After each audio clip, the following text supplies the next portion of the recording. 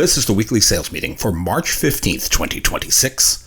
My name is Chris Fleming. You can reach me at chris@cdmediaconsulting.com or go to our website at cdmediaconsulting.com. Today's topic, becoming the top 1%.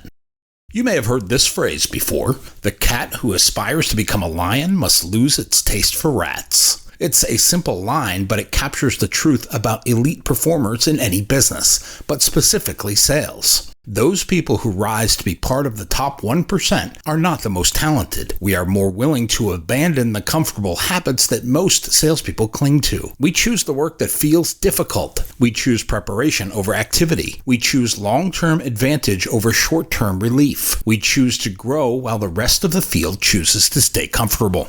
Jim Rohn said you can either suffer the pain of discipline or suffer the pain of regret. The first weighs ounces, the second weighs tons. Anyone who has spent more than a year in sales recognizes the difference. The pain of regret shows up whenever you avoid the uncomfortable task that would have created progress. The top 1% avoid that outcome by embracing the discomfort that everyone else tries to escape. Research confirms the advantage of this approach. McKinsey found that top sales performers generate more than 50% more revenue than the middle tier. It is not because we work longer hours, but because we work with greater precision. We prepare at a deeper level. We understand the client's world far better than our competitors. We choose to think before we act. Our success is not luck, it is structure, it is discipline. It is the result of doing the difficult work that the 99% avoid.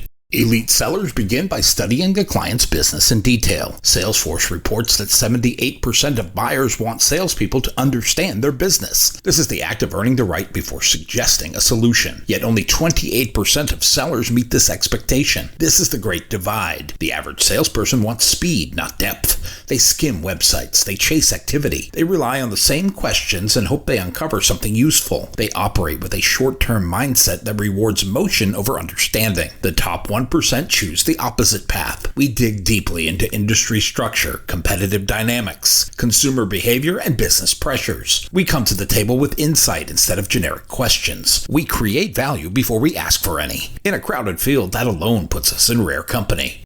This same pattern appears in how elite performers approach the media landscape. We understand digital integration and how it influences every buying journey. Google reports that 9 out of 10 purchasing decisions begin online. Deloitte found that blended media strategies generate significantly stronger performance than single-channel approaches. The top 1% study these patterns and build solutions that reflect how people behave. The 99% stay inside their comfort zone. Traditional media is familiar, so we cling to it. Digital feels complicated, so we avoid it. We fear being exposed for what we do not yet know. This avoidance has a cost. It prevents growth. It also prevents relevance. The top 1% move towards complexity because complexity produces opportunity. Then we strive to make that complexity simple for the customer to understand.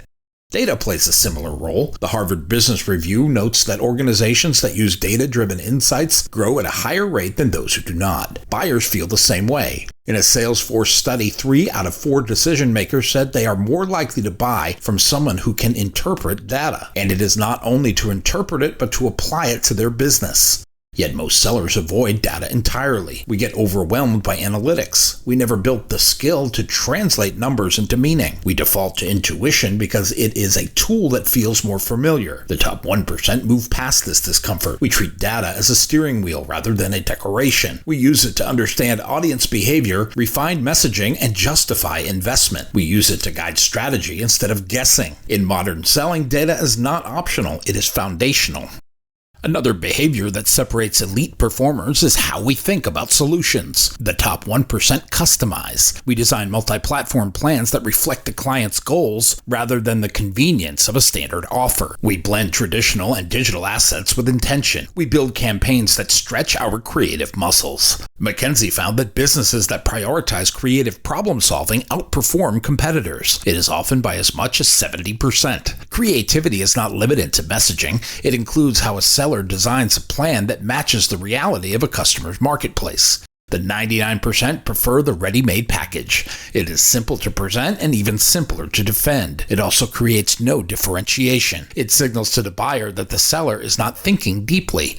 The top 1% take the harder path because the harder path produces greater value.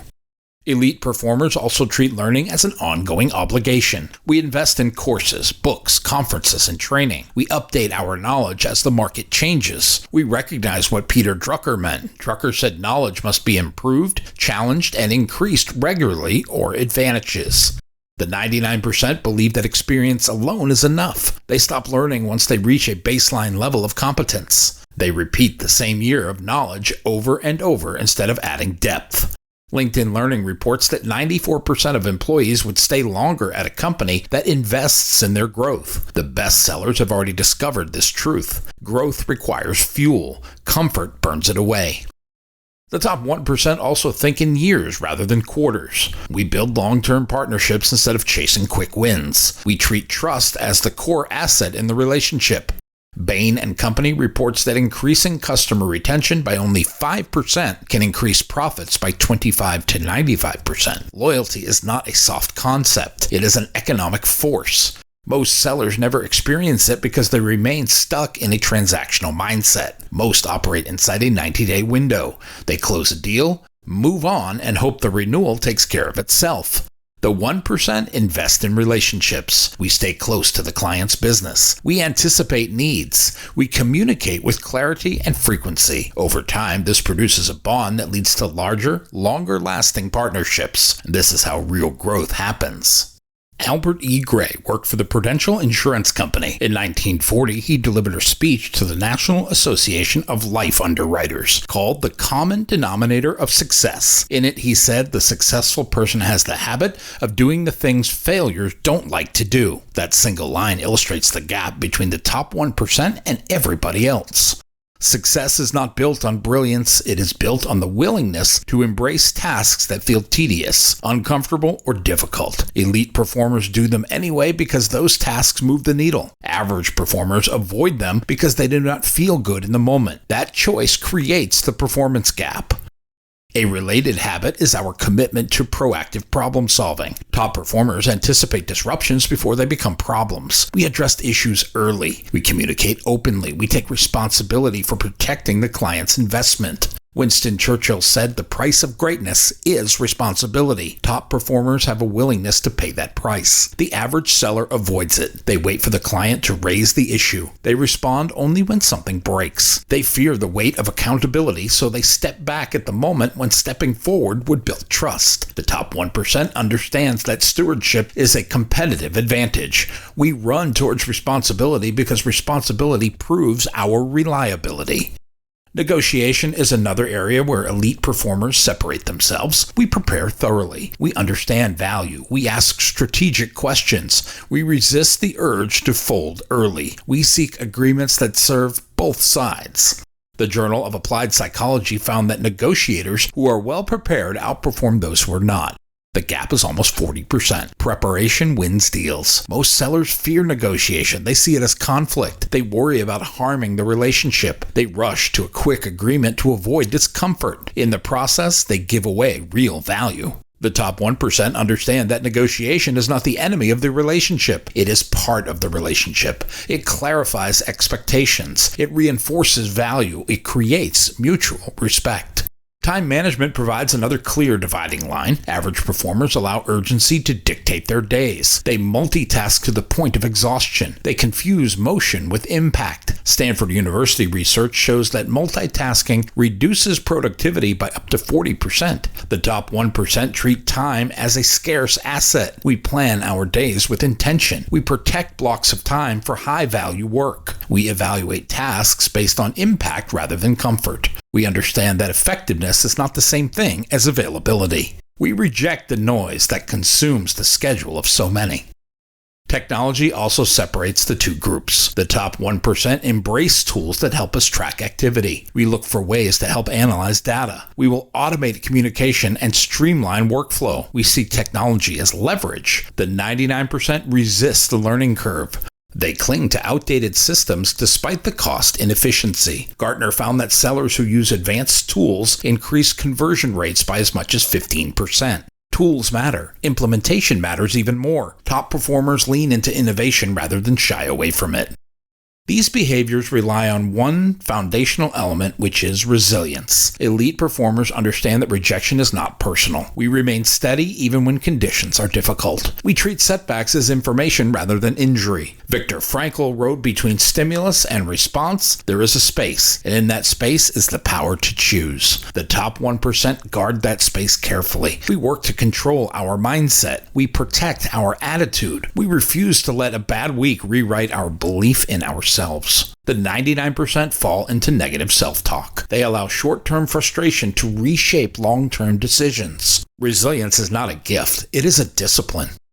All this brings us back to the original idea. The cat who aspires to become a lion must lose its taste for rats. If you want to reach the top 1%, you must stop feeding on the habits that keep you comfortable. You must stop choosing the easy path. You must stop relying on what once worked and start learning what is working right now. You must stop doing what the 99% do by reflex. The climb to the top is not built on talent alone. It is built on the courage to abandon comfort. It is built on the willingness to do the work that has no immediate reward but produces a lifetime of advantage. Abraham Lincoln said discipline is choosing what you want most over what you want now. That idea sits at the core of every top performer's mindset. The 1% make the decisions based on the future they are building, not the comfort they feel in the moment. We trade convenience for capability. We trade ease for advantage. The 99% reverse that equation and wonder why nothing changes. Discipline is not punishment. It is a compass. It keeps you aimed at what matters most long after your motivation fades.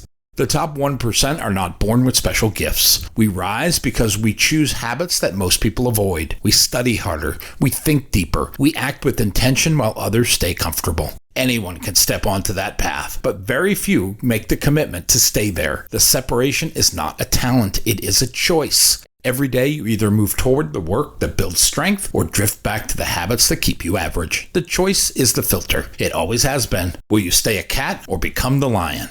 Your choice.